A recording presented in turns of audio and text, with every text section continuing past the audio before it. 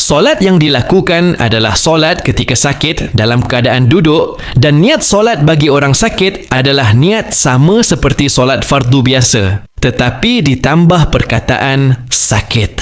Rukuk dilakukan dengan menundukkan kepala sehingga kedudukannya bertentangan dengan tempat sujud. Iktidal pula dilakukan dengan mengangkat kepala tegak semula. Sujud seperti biasa. Namun, jika tak mampu, bolehlah dengan menundukkan kepala rendah sedikit daripada tunduk ketika rukuk.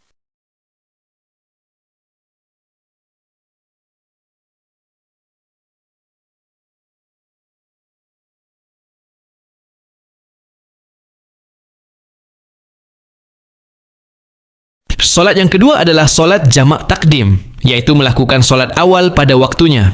Solat yang dilakukan adalah solat jamak zuhur dan asar yang dihimpunkan sekali pada waktu zuhur. Solat jamak qasar adalah suatu kemudahan dalam Islam yang membolehkan orang yang sedang dalam perjalanan, musafir, menghimpunkan dua waktu solat fardu ke dalam satu waktu, jamak, serta memendekkan solat 4 rakaat menjadi 2 rakaat, qasar. Syarat-syarat solat qasar: 1. Musafir, tidak bertujuan maksiat. 2. Jarak perjalanan, tidak kurang daripada 2 marhalah. 3. Solat yang boleh dikasarkan, zuhur, asar dan isyak. 4. Tidak berimamkan orang yang solat sempurna, tamam. Solat ketiga yang dilakukan adalah solat masbuk.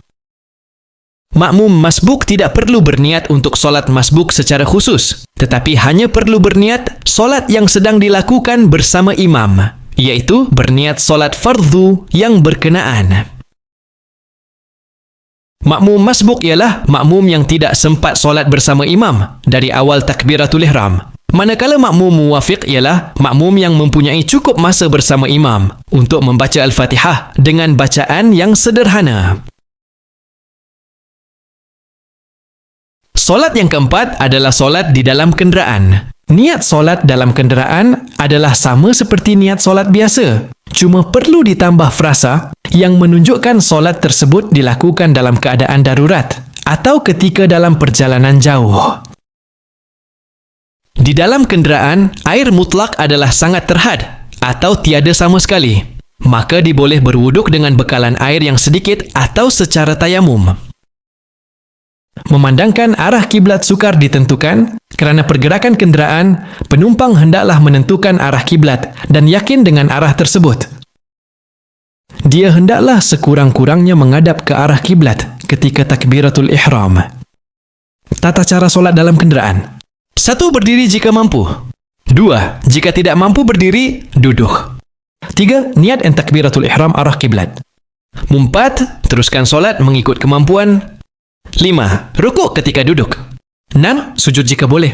7. Duduk tahiyat seperti mampu.